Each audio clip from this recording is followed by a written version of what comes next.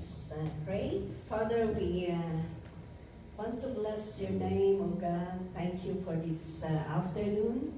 Thank you even for the very breath, O God, that you have given to each and every one, that we could be able to come to worship and magnify you. Father, thank you because we know that you are the one who is sustaining us, Lord, that we could be able to work and we could be able to worship you. Father, we entrust everything unto you, and I pray that as we listen to your word, give us your wisdom and knowledge, O Lord, that we could be able to grasp and understand the message that you want us to receive. Father, thank you. Bless now your people, even those who are joining us online. In Jesus' name, amen. Okay, mabalik tayo mga to go. Praise the Lord. Hallelujah. I think we have a new friend. Welcome. We are happy to have you today. So may the Lord bless each and every one as we listen to His word this afternoon. Hallelujah! Praise the Lord. So, good evening. Good afternoon. Nagising. Praise the Lord. Okay, so this afternoon, let us listen to the word of the Lord. And our topic this afternoon is how to overcome the enemy. Paano natin kaya ma-overcome ang kaaway? Of course, sino ang kaaway natin? Huwag mong sabihin yung katabi mo.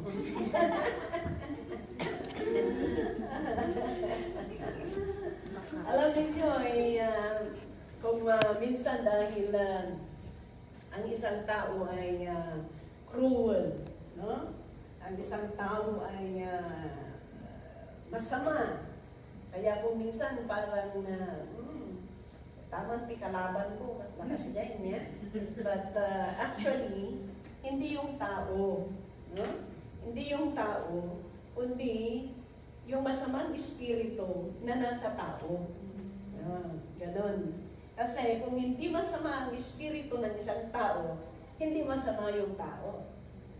But because of the bad spirit, yung demonyo na pumasok sa kanya, yan. Alam niyo, maraming demonyo sa loob. Tatago.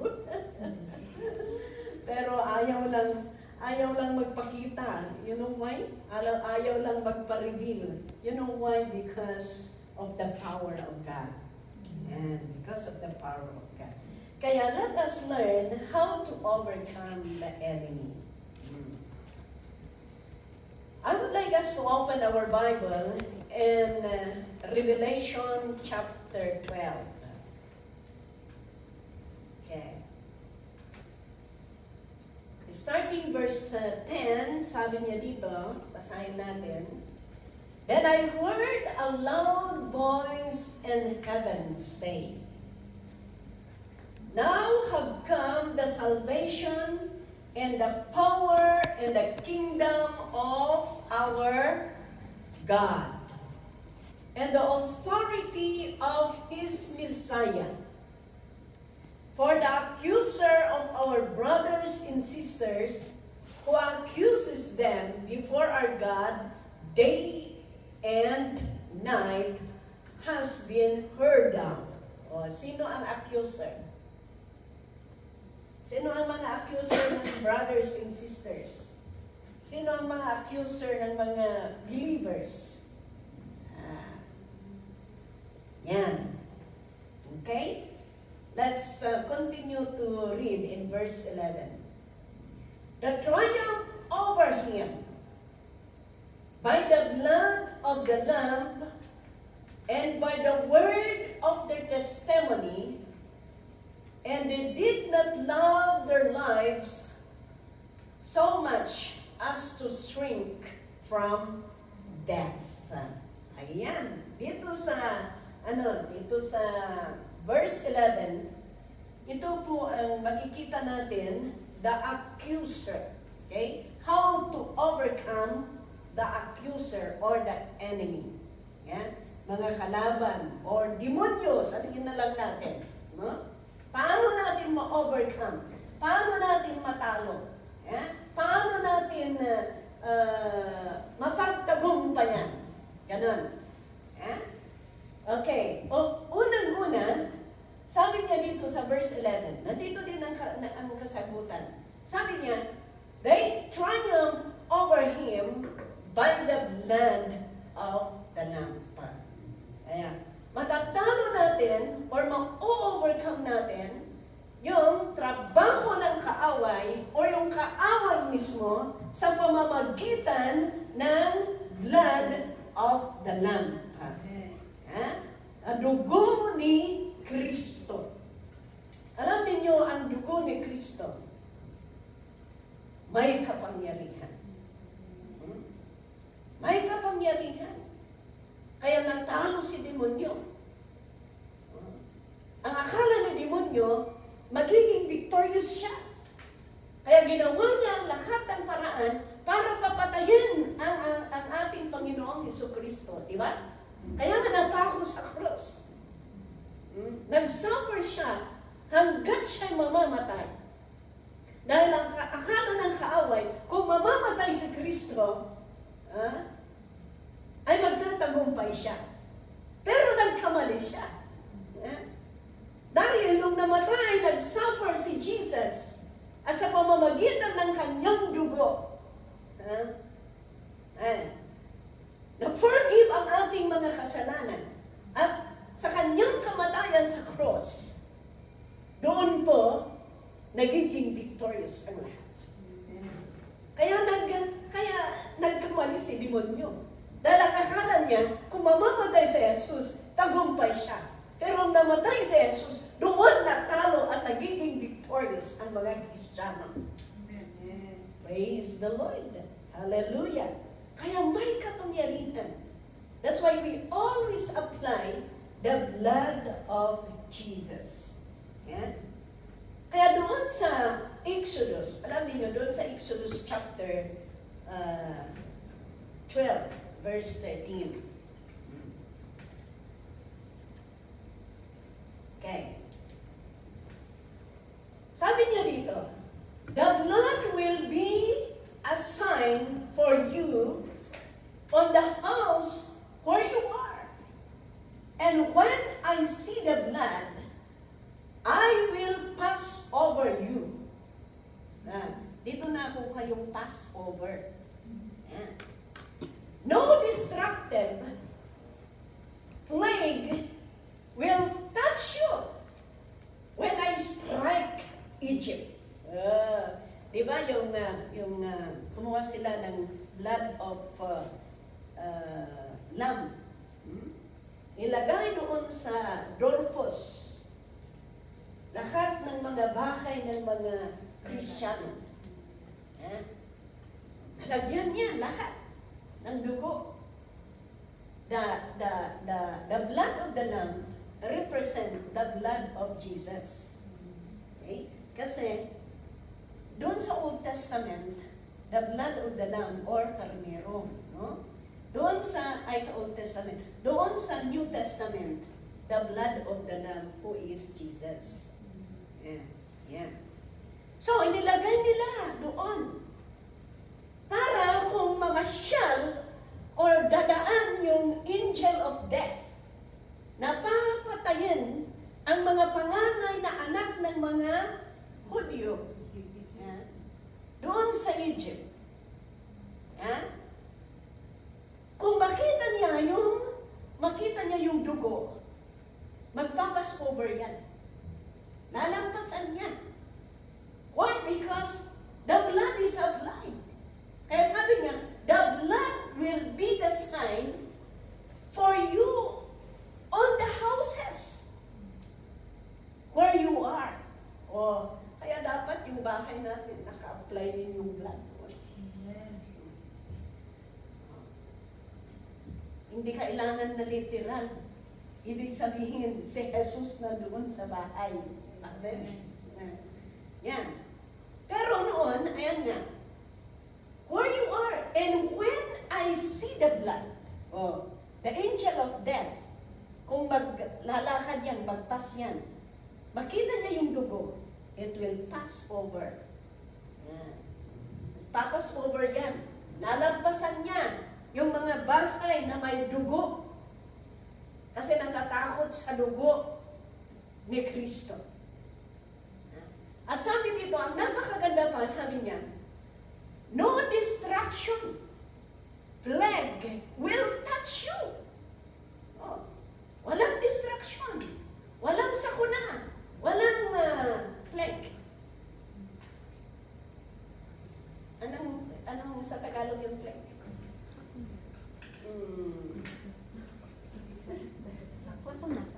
Sakuna.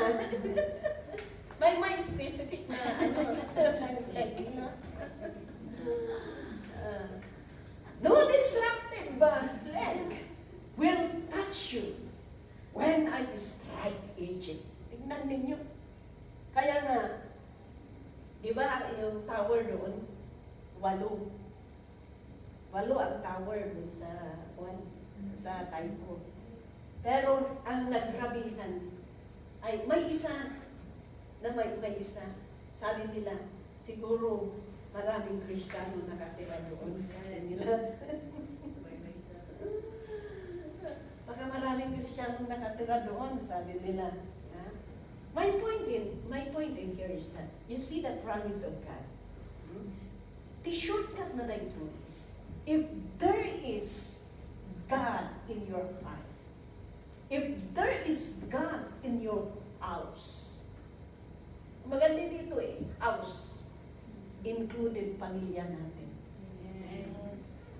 That's why we always claim na kahit iisa ka lang na naniniwala sa bahay mo, you claim that God will make a way that the whole family will be saved.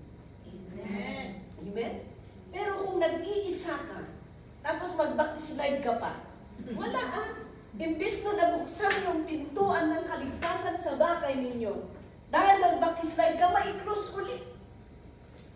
Alam niyo kung habang nabubuksan yung pinto ng kaligtasan, doon, hinay-hinay, hindi mo na mamalayan, maraming nabuborn again pala. Hallelujah, praise the Lord. Kaya, yan po ang panalangin ko sa Panginoon. When I've given my life to the Lord, I have number 1 prayer to God. Sabi ko, Lord, I will give my life and I serve you. Yeah? Ang gusto kong number 1 na kapalit ng aking paglilingkod, Panginoon, ay maliligtas ang aking pamilya. Basta yan ang palagi kong gini-claim kay Lord. Yung dami-dami namin. Dami-dami namin. We are 15 in the family. Pero namatay na ang 4. So we are 11. Yeah? Pero I praise the Lord because hinay-hinay na kumikilos ang Panginoon. Even yung mga pamangkin ko. Yeah? Even yung mga apo ko nag-aaral sa FBK. Yeah, alam niyo yung FBK? Yung Free Believers School sa Baguio. Yeah? Doon sila nag-aaral yung mga ibang apo ko. Yeah? Ang galing nilang mag-English. Kinukulit pang English ko. Hallelujah. So, Passover, lalampasan. Yan ang kagandahan, mga kaibigan. You know, the blood of Jesus, it will always connected with our faith. With our faith. Na ibig sabihin, maniniwala tayo sa ginawa ng ating Panginoon sa cross ng Kalbaryo. Siya ay naghirap. Siya ay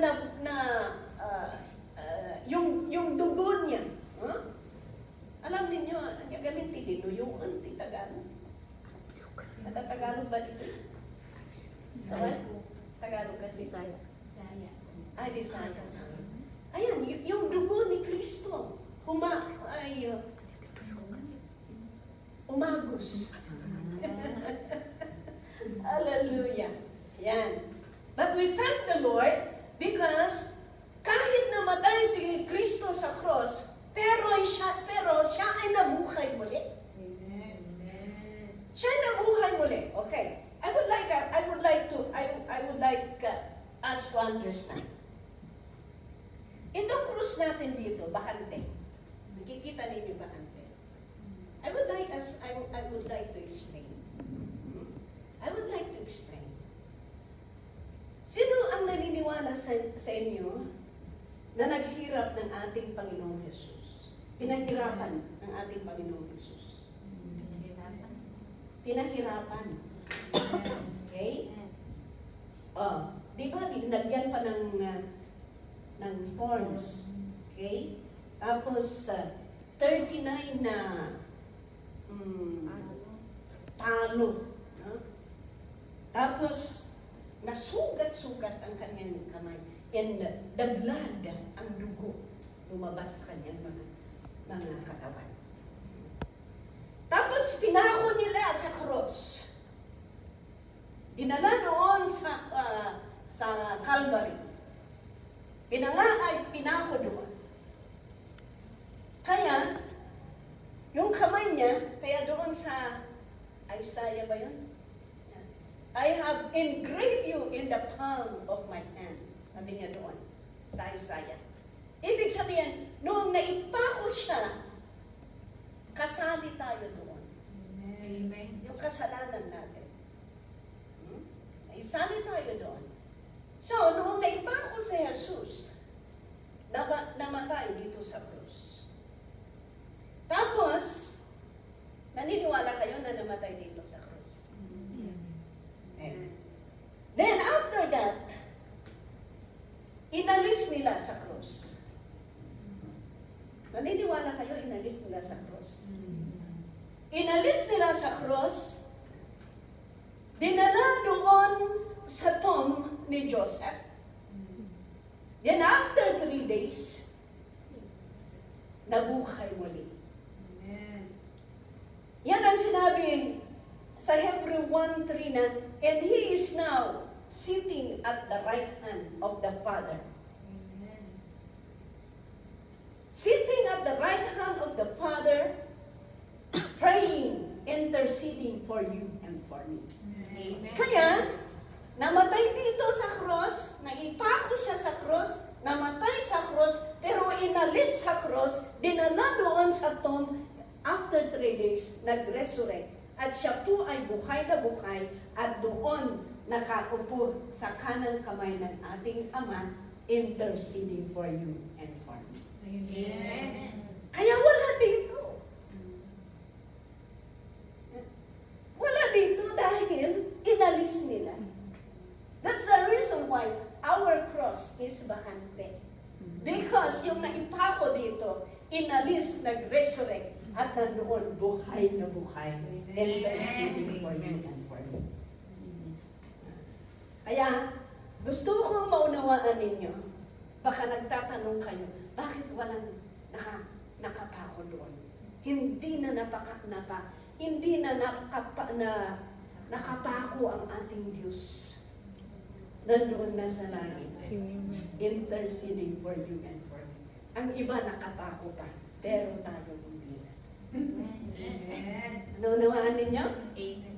Hallelujah! Iyan ang number 1. That's why we always, if we pray, because of the blood of Jesus that was applied in our lives, ayan, natatakot ang demonyo. Natatalo ang demonyo. Kaya dito sa gusto kong basahin natin, in Ephesians chapter, or Galatians na lang, Galatians chapter 3, verse 13. Basahin na natin. Sabi nga dito, Christ redeemed us from the curse of the law by becoming curse for us. For it is written, cursed is the one who is hung on the pole or on the cross. Yan. Na-redeem na tayo. Imbis na tayo na i-curse, yan, sabi niya doon, from the curse, Christ redeemed us from the curse of the law by becoming curse for us. Siya na lang ang naipako dito. Para yung curse sa atin, naipako na doon sa cross. Yeah? That's why we are not cursed already. We are blessed. Amen. Kaya makalat tayo. Yeah? Hallelujah. Praise the Lord. Amen? Okay.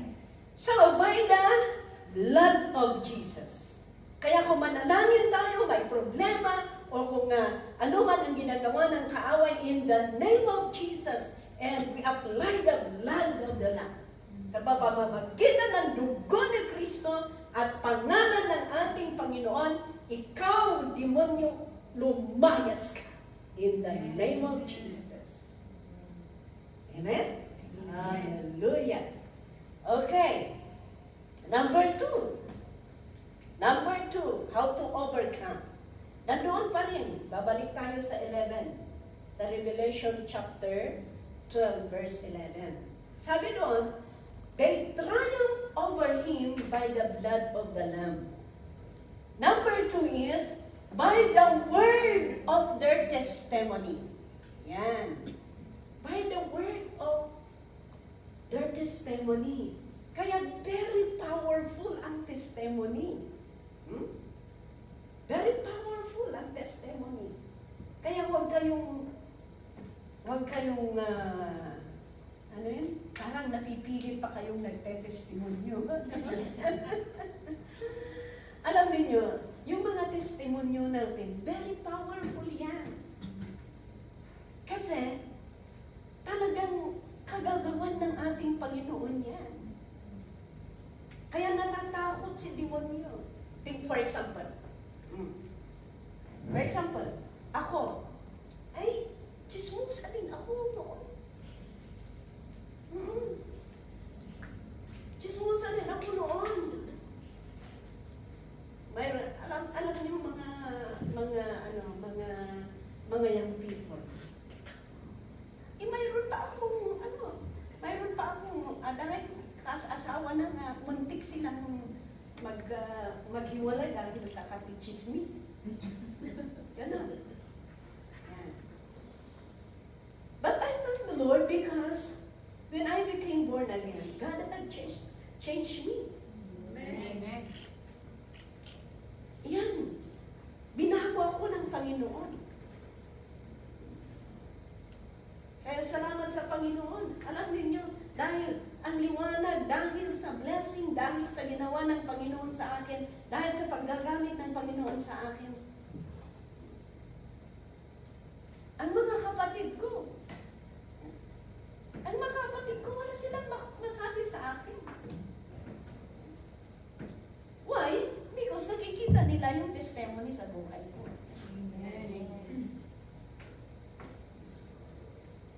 Kaya, ganoon ang ka-powerful ng testimony. Kung makita nila, mapakinggan at makita nila ang testimonyo mo, wala silang magawa. Sasabihin mo lang, ay ganito ako noon. Natakot ang demonyo. Wala siyang masabi. Pero kung sasabihin mo, ay, born again ako. Pero hindi makikita ang testimonyo mo. Awan.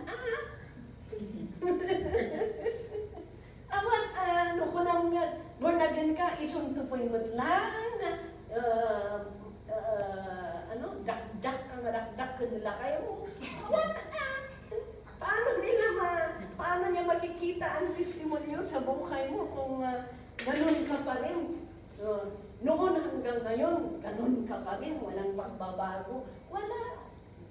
That's why testimony is very, very powerful. Kahit hindi ka nagsasalita kung makita nila kung sino ka noon at sino ka ngayon. Amen? Amen. murmurites ka. Yeah? Pero ngayon, may testimony na grabe daw yung asawa niya. Grabe daw yung asawa, parang pikero. Every Sunday, walang ibang pinupuntahan, kundi nagbabarto, naglalasing. Itong asawa at mag-ina daw, kasi na-born again sila. Ang ginagawa daw nila, every Sunday,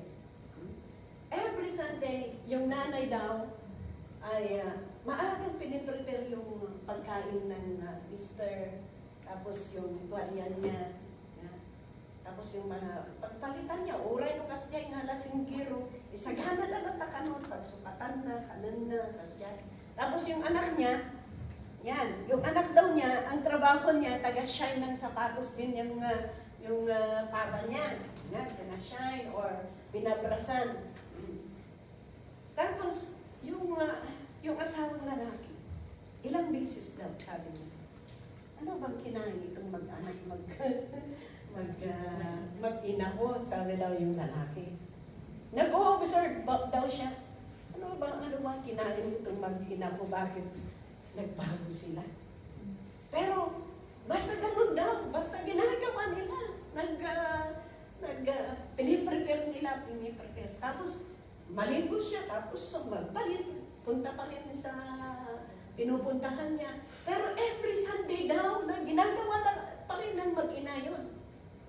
One Sunday, nagpalit daw itong lalaki, yung asawang lalaki. Nagpalit daw. Nakasapatos na, nagpalit na, nakaready na. Tapos, nakaupo daw doon sa salas.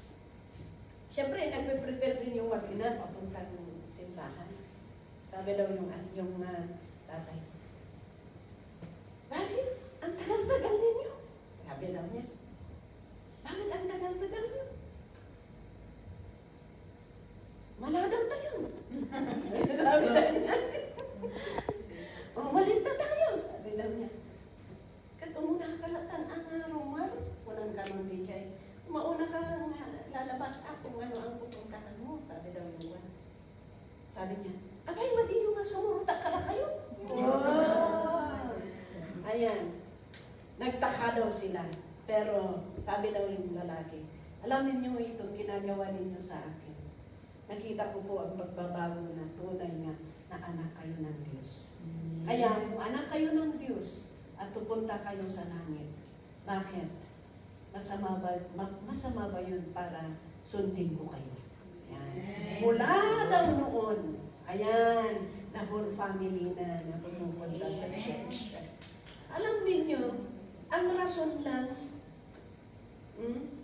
prepare lang yung damit, tuwalya, pagkain, shine ng sapatos. Yan lang every Sunday. Yan ang dahilan. Nakita niya yung testimony, yung mag-ina. Amen! Amen. Yung isang leader natin din noon, every day uuwi daw sa Pilipinas. Siyempre, yung ugali pa rin niya na dakdak ng dakdak sa asawa. Ganun. Pero, ilang taon hindi pa rin nagbabago ang kanyang asawa. Kaya sabi niya, baguhin ko nga. Baguhin ko nga ang gagawin ko. Kaya yung time na umuwi siya, ayan din. Talagang daw ang pag-ano niya sa asawa niya, maganda daw yung lutuan niya, tapos alam niyo, mga kaibigan, to cut the story short, nakita yung asawa niyang lalaki ang kanyang tunay na pagbabago. Kaya mula noon, pumunta din yung asawa na nagsimba. Yeah? Nagsimba yun. Hanggang ngayon, yung asawa niya nagagamit na sa church. Amen. Minsan data yung asawa, data yung lang kitaan na, na talaga pagpaliwan tayo. Yeah? And, okay, the power of testimony. And number 3 is to overcome the works of the enemy or to overcome the enemy is by the name of above all names. By the name above all names. That is Jesus. There is power in the name of Jesus. You know, in Philippians chapter 2, verse 9 and 10. Sabi niya dito, therefore God exalted him to the highest place and give him the name that is above every name. Next verse. That at that name of Jesus, every knee should bow in heaven and on earth and under the earth. Praise God. That the name of Jesus. Kaya makita natin dito, the name, we can overcome the enemy by the name above all names. Sino yun? Jesus. There is power in the name of Jesus. Kaya kung nagpipray na tayo, dalawang nagagamit natin eh.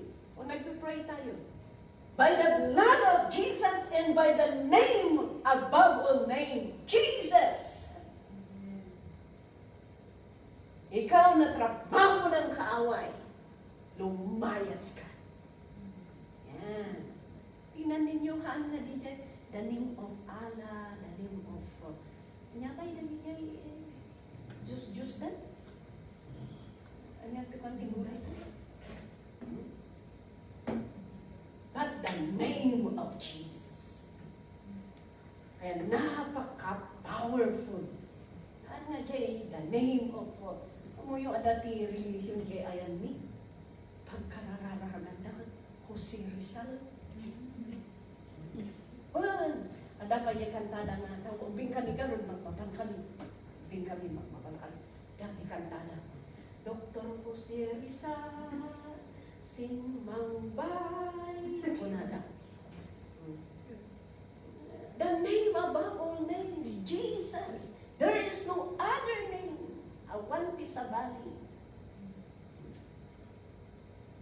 Kaya, we praise the Lord because we came to know Jesus. And we came to know Jesus, that He is the God, the name above all names. Kaya kung mag-pray tayo, always in Jesus' name. You know, why is it that we always mention in Jesus' name? Because yung Jesus name na yan ang silyo. Katumbas yung silyo. Alam niyo kung walang silyo, ang isang sulat, invalid. Invalid yan. Di ba? Kaya kailangan yung sign. Tingnan ninyo yung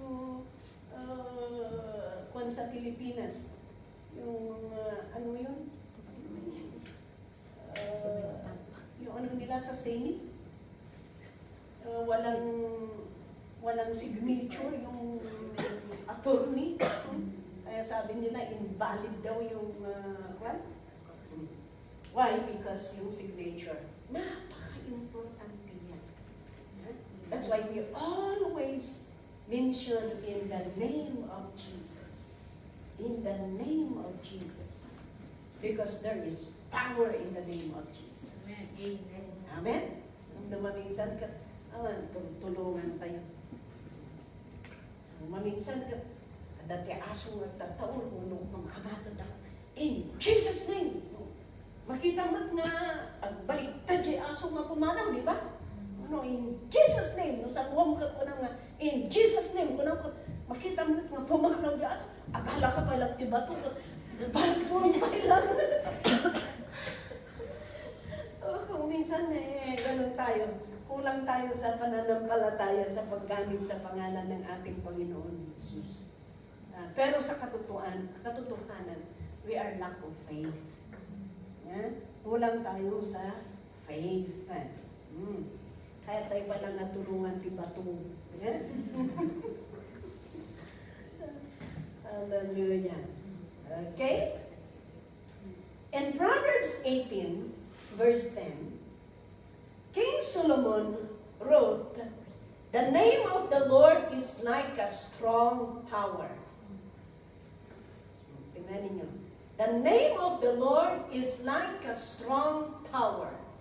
The righteous person runs to it and is set safely on high. Yan. Alam niyo ang tower. Okay? Tower commonly represent symbolizing pride, di ba? Ambitions. Okay? Negative, in the negative side. But if we will come to the positive side, tower represent strength and refuge. So kita nyo ti tower, apay nga panak nga, it represent pride. Kita nyo ti tower every nation, pinangatuan dayta. Pinangatuan. Di kangatuan nga tower, di kat dya 101, dya Taiwan. Hindi kwan, linampasan da. Ito'y magkat, di kangatuan na kwan ito yan? ICC. Pero mababa lang dayta. Yes. I think, I don't know, di kangatuan nga tower tata. Di Malaysia mat Twin Tower. Twin Tower mat. Nagijati pride, nagiti nas nasyon. But spiritually speaking, it represents strength and refuge. Yeah. Another is authority. Authority. Kita da. In modern examples, tata it symbolize communication. Communication. Towers represent signaling or communication. Yeah? But in spiritual aspect of life, it represents the strength and refuge and authority. So kunana, the name of Jesus, yung nabasa natin kanina, the name of Jesus, the name of the Lord is like a strong tower. Yan, a strong tower. The righteous person runs to it and is set safely on high. Yan. Kaya, protection natin ang pangalan ni Jesus. Kaya sana isang Kristiyano, makikita sa iyo ang pangalan ng ating Panginoon. Yeah? Pangalan ng ating Panginoon. Dahil yan ang katatakutan ng demonyo. Kahit ang laki-laki mong tao, kung wala si Jesus sa buhay mo, wala. Hindi katatakutan ng demonyo. Kaya, napaka-importante yan. Okay? So, Solomon likened the Lord's name to strong tower for 3 reasons. Yan. Talong nga rason. Hindi na ikumparaan na. Okay? In Isaiah chapter 53, verse 5. But he was pierced for our transgressions. He was crushed for our iniquities. The punishment that brought us peace was on him, and by his wounds we are healed. Yan.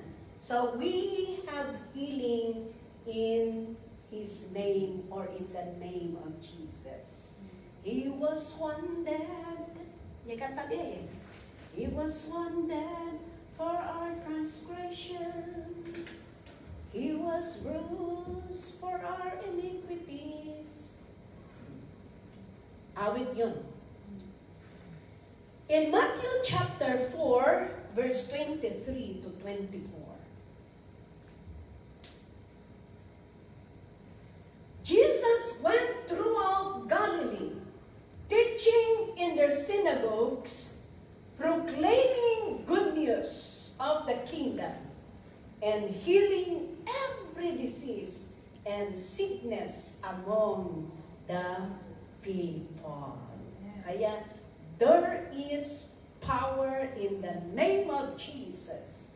And we could see in the New Testament that Jesus himself went around to heal, to proclaim the gospel, and heal every disease. Kaya salamat sa Panginoon. Yeah? Salamat sa Panginoon because there is healing in the name of Jesus. Amen. Amen. There is healing. Kaya in the name of Jesus, ako nang hindi tati kabutan di ka kamuso. Nung ko nang in the name of Evelyn, awan. Ako na nga, pagpara ka na. Ako na. As like niya gano'n, when we are in the Aryon before, grabe the deliverance. Already ka umay ko iti, grabe the deliverance. But praise the Lord because people are freed. Wala, dati na demon po sa kanila. In the name of Jesus, pumanaw ka. Kakatawa ka no, di dyan na demon possess. Kung na ka no. Ang padpada talang mo ko na ka no. Nakitut di dyan agar kararang ni kararang ka pinmanaw. Narigan natin kasi niya. Ang padpada talang mo. Diba? Barakada ta ako na ako yung demonyo, mabaling ka ng trap. Siyempre, nagbarkada kayo, hindi. Amo na, piman. Amo na, isang oray no kas dyan, masapon mat na, masapon mat ang alert ka. Ibaga mat na, idin dyan. Kunaan. Idin dyan. Itagta. In the name of Jesus, pumanaw ka. Amo na idirijay. At na baliwan ka. At dan pisilium. You have the seal of the Holy Spirit. Di dyan, di ka buta na. Amen. Amen. There is healing. Another is, we have authority in His name. You see? We have authority. Nandiyan ka ron, no, amat the authority. Mahal mo nga mausar na ito eh. If Jesus is not in you, if you are not sealed with the Holy Spirit, you cannot use the name of Jesus. Yeah. Ako nang garon may demonyo at padpada talang Unana Baka kunana pagpakagpatulong pa ikin ka. Tulungan na! Kunana pa Luke chapter 4, verse 41. Luke chapter 4, verse 41. Moreover, sige na kayo man ito ng basa. Basaan niyo. 1, 2, 3. Moreover, demons came out of many people, shouting, "You are the Son of God." But he rebuked them and would not allow them to speak, because they knew he was the Messiah. Tingnan niyo. Moreover, demons come out of many people, shouting, "You are the Son of God." But he rebuked them and would not allow them to speak because they knew he was the Messiah. Anda yung authority kanya na. You remember can you find that? Can you find please? Yay ko na Peter in they are using the name of Peter. James and Peter yata yun, na mang-rebuke. Kat kunan ni demonyo nga, I know Jesus. I know Peter and James, but Diyan ko nanay dyan. Ibig sabihin, they are using the name of Jesus, but they don't have the authority. Yeah? They don't have the authority. So, tinik over ng demonyo sila. Why? Because they don't have the authority. But if we have the authority in His name, or in the, if we have Jesus, if we have the Holy Spirit, at gagamitin natin ang pangalan ng ating Panginoon, ang kaaway ay lalayas. Why? Because the authority na nandoon sa iyo. Amen. Amen? Hallelujah. You have? Okay. Ayan. I think, ayan. Yan. One day, the evil spirit answered them. Before Monday, before. Sige. I-start mo di 14 siguro. Can you start? 14 or 13?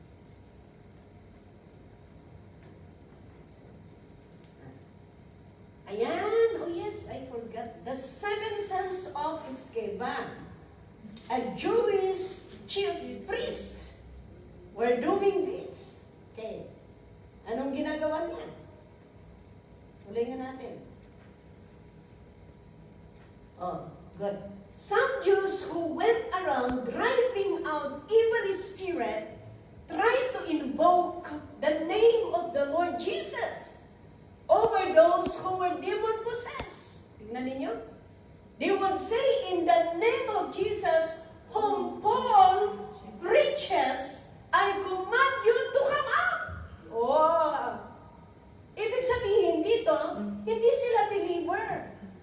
But they are trying to cast out demons in the name of Jesus na binipreach nila Paul. Ay, hindi ka pwedeng maghiram. No? Next verse. Verse 14. 7 sons of Sceva, a Jewish chief priest, were doing this. Tingnan ninyo, anak pa ng pari, Anak pa ng pari. Hey, next verse. One day, the evil spirit answered them. Oh, ito na. Isang araw, sinagot ng masamang espiritu. Jesus, I know. And Paul, I know about. But who are you? Sabi yung demonyo. Alam ko si Jesus. Alam ko din si Paul na alagad ng Diyos. Pero, who are you? Next verse. Then the man who had the evil spirit jumped on them and overpowered them all. Yan.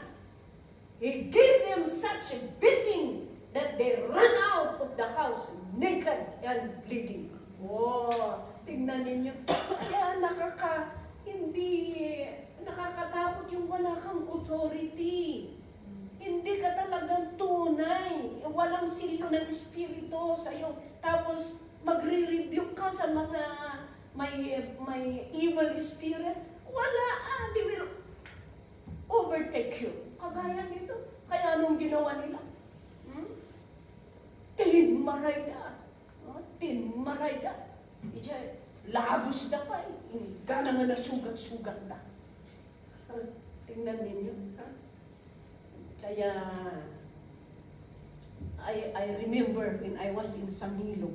You know, I was assigned in Sanilo. Adapi man tinademon po sa sijay.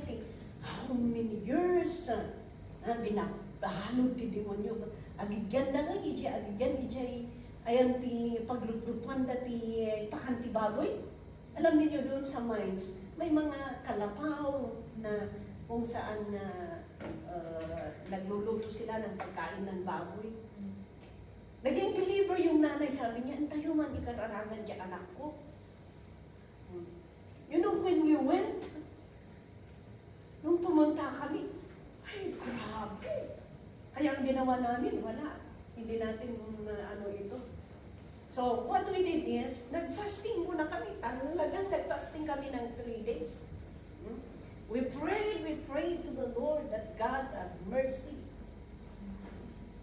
Tapos nung after ng fasting namin, pumunta kami. Ay, talagang natatakot yung demonyo na bumalot sa kanya.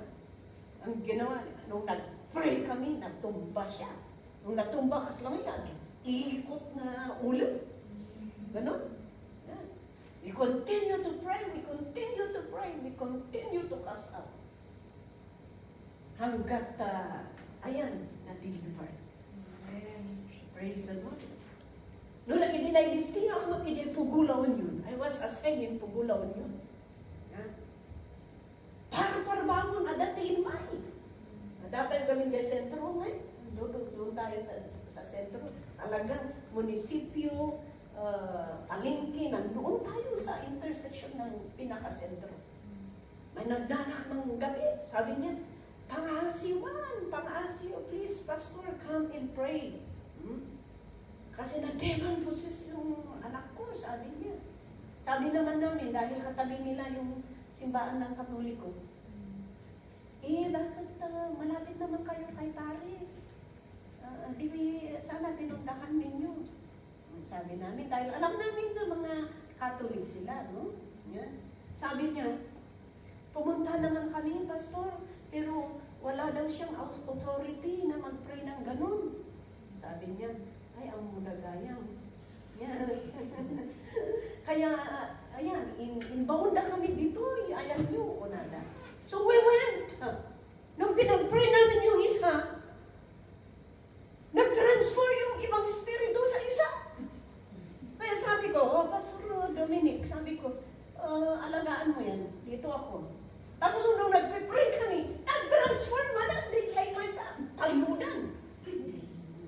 Kaya sabi ko sa asawa ni Pastor Dominic, diyan ka sa isa. Tapos yung mga young people, sige, mag-worship tayo. Mag-worship tayo.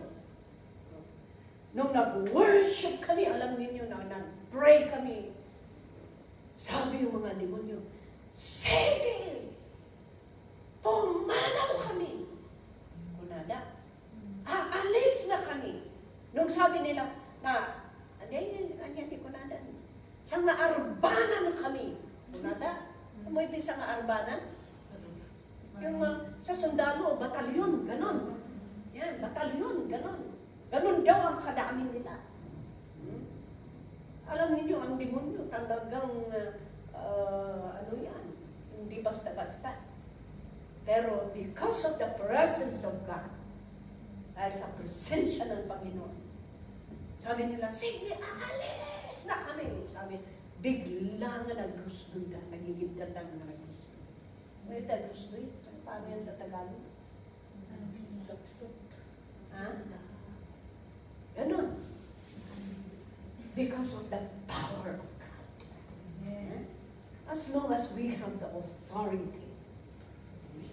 Hindi ka basta-basta. Tingnan natin yung nabasa natin na agrib-rebuke na nga. Kung sa remiti, tinaga ni Jesus kay kasabada, Paul kunada. Na ano ang nangyari? Ayan, inover na kanti demonyo isunat. Kaya, yan. And the last one, na pinagkumparahan bakit strong tower ang pangalan ni Jesus, is we have victory in His name. Yeah. We have victory in His name. That's why we thank the Lord, because we have victory in His name. In 1 Corinthians chapter 15, verse 57, but thanks be to God, He gave us the victory through our Lord Jesus Christ. Hindi mo victory yan. Nagiging victorious ka because of Jesus Christ. Amen? And Deuteronomy chapter, Luke chapter 10. Luke chapter 10, verse 17, sabi niya dito, the 72 returned with joy and said, Lord, even the demons submit to us in your name. O, tingnan ninyo. The 72 returned with joy, mga alagad ng Panginoon. Ha? Diba, nung nagiging 12 disciples, nagiging 72 disciples, nagiging 120. Yeah?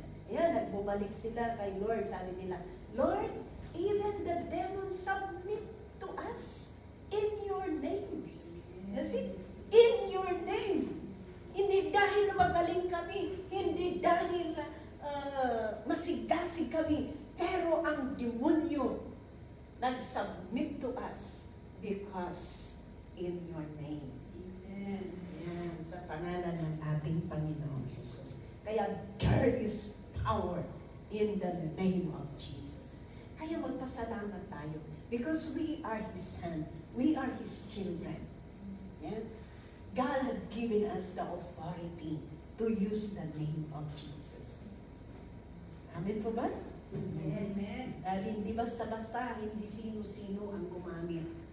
Kaya dito po sa ating conclusion, in 1 John chapter 5 verse 4, anong sabi dito? Sabi niya, for everyone born of God overcomes the world. This is the victory that has overcome the world, even our faith. Deuteronomy chapter 20 verse 4. For the Lord your God is the one who goes with you to fight for you against your enemy to give you victory. Hallelujah. Ayan. Kaya, for the Lord your God is the one who goes with you to fight for you against your enemy to give you victory. Kaya mapalad tayo. Dahil hindi tayo nag-iisa. Kasama natin ang Panginoon. Dahil sa ating pananampalataya, sa ating pag-obey, sa ating perseverance, sa ating faithfulness sa Panginoon, ang Panginoon ay palaging nasa atin. Kaya, He is the one who is fighting against the enemy for you and for me, so that we will have the victory. Amen? Kaya, praise the Lord. Pasalamat tayo. Wala tayong magawa kung wala ang Panginoon. Pero dahil ang Panginoon nandyan, kaya kahit anong problema, kahit anong testing, na-overcome tayo. Na-overcome natin. Kahit mahirap ang trabaho. Kahit mahirap ang trabaho, nakakaya natin. Why ka-partner mo si Lord? Hindi ka nag-iisa. Diba? Tingnan ninyo ito ay. I don't know kung na-realize nyo ito sa buhay ninyo. Magtrabaho ka the whole day. Tama? Nakatayo ka kung ano ang kwan, kahit nahihiya ka naman, lalong-lalo na kung may amo ka doon, kahit natapos mo ang trabaho, sige lang, maghanap ka pa ng ano, ulit-ulitin mo just to show na may ginagawa ka ganun. The whole day, nakatayo ka. Tapos, paghiga mo ng gabi, ang sakit-sakit ng katawan. Dahil pagod na pagod ka, sakit-sakit yung katawan mo. Matulog ka. Kaya minsan nakalimutan mo pag matulog. Paghiga mo lang, ano na? Paggising mo sa umaga, nararamdaman mo pa rin ang katawan mo. Kaya kung pwede, parang ayaw mong babangon, di ba? Kaya kung minsan, 5 minutes mo, kung minsan, 10 minutes mo, maramdaman na lipatan. Ganun. Pagising mo, ganun, nararamdaman mo that the miracle, but the mystery is like this. Once na bumangon ka, pagbangon mo, in-start mo ang work mo, parang wala na naman.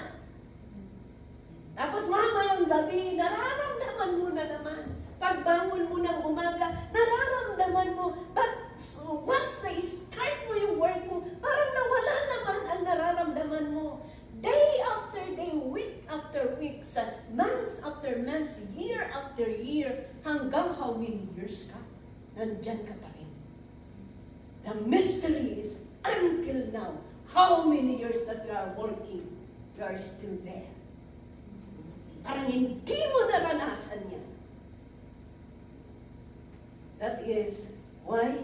Because the Lord is on your side, giving you the strength to overcome and sustaining you day by day. Kaya nga, tingnan ninyo. Last verse, promise. Psalm chapter 3 verse 5. Palagi kong naiaano ito. Psalm chapter 3 verse 5. Sige nga, i-plus mo. Ito, tingnan ninyo. I lie down and sleep. I wake again because the Lord sustains me. Amen. Ibig sabihin, kung hindi tayo sinusustain ni Lord, hindi tayo makabangon. But we thank the Lord because of God's sustenance. Kaya every time na humiga tayo, Lord, thank you because you sustained me for this day. Natapos ang araw that I could be able to rest tonight. Pagbangon mo ng umaga, thank you, Lord, that I could be able to wake up and continue to work. Diba? Napakagandang ganun. Dahil kung walang sustenance ng Panginoon, wala tayo. Sabi nga natin, sabi ko nga sa Korea, ilang beses na natutulog. Tinatawagan, hindi matawagan. Noong pinilit nila na binuksan ang apartment niya, nandoon nakabulagta. Nakalimutan huminga. Why? Because no sustenance. God did not sustain his breath. Once na hindi masustain ang breath natin, patay. But we thank the Lord every morning. Alam natin yun. Kaya salamat sa Panginoon for His sustenance, for His protection, for His love to each and everyone. Tingnan ninyo. Alam ninyo mga kaibigan, warning ito. Actually, it's a great warning itong nangyari na puon, ijay typhoon. Sabi nila, Hong Kong walang earthquake, Hong Kong walang masyadong typhoon, Hong Kong very okay ang mga infrastructure nila. Walang malakas na bagyo. Walang so grabing flood. Walang earthquake, walang volcano, walang iba pang kalamidad. Pero anong nangyari? Mas grabe na naman ang nangyari. Kasi buhay na impyerno. Akala natin safe tayo. But there is no safest place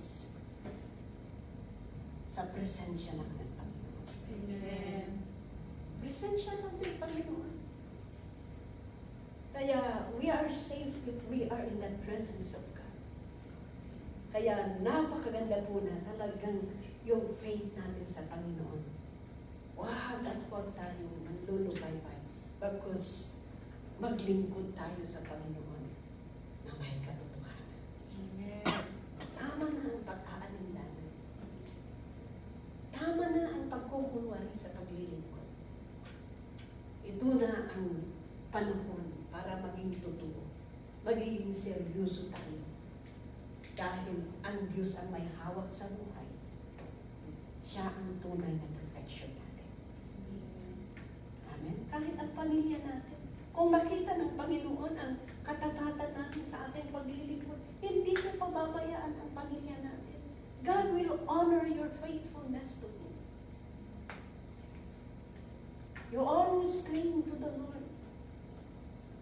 Kahit may problema, wala kang pag-aalinlangan dahil alam mo ang Diyos, kung mayroon man inalaw ng Panginoon sa pamilya mo, may plano pa rin si Lord. Ang kapatid ko, ang adik ko, we keep on praying and praying and praying. We keep on praying and praying. Ayan, noong kahapon, pumunta na sa hospital. Sabi daw ng doktor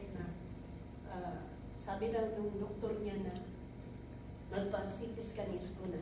Tapos hindi niya matatapos yung 8 cycle ng chemo dahil hindi yata kaya yung katawan. Tapos nagkaroon pa ng bukol daw sa throat niya. Kaya sabi ko sa kanya, yeah, we keep on praying and praying for you. We just obey what the doctor is saying. Continue to trust the Lord. The result is in the hand of God. The result is in the hand of God. Dahil yung kapatid ko, yung hindi pa nakakaalam, for prayer, stage 4 cancer po siya. Stage 4 cancer siya dahil may bukol sa stomach and kumakain through tube. Kumakain through tube. But I still believe, we still believe in the grace of God. We still believe in the grace of God. And kaya sabi ko, whatever the result, let us give it all to the Lord. Sabi ko sa kanya. Kung gano'n ang sabi ng doktor na maopera ka na, then I'll just allow you. We are just here praying for you. I know that everything, God has a purpose. Maybe God is just preparing a great testimony for you to use to continue to serve Him. Kasi ang aling ko, isang pastoring leader din natin. Pastoring natin sa isang church. Sa pioneering doon po sa Kies. Kaya, ganun. Wala tayong ipagmalaki sa Panginoon dahil siya ang may hawak sa lahat. Kaya ang napakaganda yung pananampalataya natin. Let us patatagin natin ang ating pananampalataya sa Panginoon at magiging faithful tayo. So that whatever things, wala tayong magawa. Hindi tayo makukonsensya. You know, if you do everything and whatever God allows sa mga buhay natin, sa pamilya natin, hindi tayo makukonsensya. At alam natin na may plano ang Panginoon dahil sabi niya, all things will work together for good to those who love Him. Kaya kung talagang mahal tayo ng Panginoon, ano man ang inaalaw ng Panginoon, may plano pa rin ang Panginoon. At hindi tayo makukonsensya because we know that we have done our best to serve Him. And we know that whatever He allowed, He has a plan. And His plan is for our own good. Amen. Amen? Ayan, kaya praise the Lord. At nagkaroon tayo ng pagkakataon, we have that authority to overcome the enemy by the blood of Jesus, by the power of our testimony, and by the name of Jesus, the name above all names. Amen? He is our healer, He is our authority, and He is our victory. Kaya siya po ang ating victory sa buhay natin. At kung ganon, huwag nating sayangin yung pagkakataon na ipinagkaloob ng Panginoon sa atin. Na because of His name and His authority, pwede natin gamitin yan. Pwede natin gamitin, lumapit sa Kanya, at gamitin ang pangalan ng ating Panginoon, ang Kanyang authority. And I believe that as we go on and be faithful to the Lord, God will honor His word. Hindi niya tatalikuran ang Kanyang salita, but He will accomplish it. He will accomplish it to those who are faithful in Him. Father God, we want to thank You. We want to bless Your name, for Your word is true. We know that You never fail Your word, but You are going to accomplish it to those who are faithful to You. Bless Your people. Thank You so much, O God, dahil nagkaroon kami ng authority, binigyan Mo kami ng otoridad na gamitin namin dahil sa Iyong kapangyarihan We can use, Lord God, your name, the powerful name, the name above all names, and by the blood of Jesus Christ, so that the enemy could overcome the works of the enemy. Father, thank you. Thank you, Lord God, dahil nandyan ka palagi sa amin. Tulungan mo kami, Panginoon, para kami po ay palaging malapit sa iyo, Panginoon, sa aming buhay. Father, thank you. Bless now your people, O God. In Jesus' name. Amen.